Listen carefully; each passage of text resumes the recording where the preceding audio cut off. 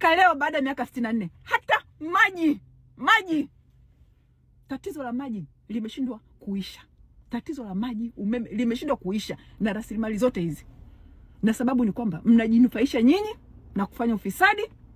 Mpaka leo baada ya miaka 64 hata maji, tatizo la maji limeshindwa kuisha.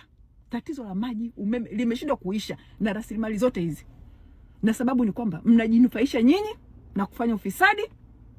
Mmesikiliza alichosema jana, nimesikiliza na leo. Mwanaharakati mmoja yule anasema wanatafuta wa kuwatuma wafanye huo ukibaraka wao kwa sharti kwamba wawape nguvu wao. Wametoa siri, niliwaambieni wale wanaotoa hizi fedha kuna jambo wanatafuta hapa Tanzania. Sasa akatoa siri, anasema tutawatafuta hawa vibaraka wetu, hawa mbwana zetu, tutawatafuta watusaidie hata kwa masharti kwamba tutawapa rasilimali za Tanzania. Baada ya kuwekewa ngumu na Rais Magufuli, wakaanza hii fujo. Wakadhani alivyoondoka Magufuli patakuwa na mteremko. Walivyowekewa hii ngumu, wameanza hii, na wanasema kwamba watatafuta sapoti, wale wanaowasapoti hata kwa masharti ya kwamba wao watawapa rasilimali hizo. Haya si maneno yangu, kayasema mwenyewe, na wale ndo wanaowalipa hawa waliofanya hizi fujo.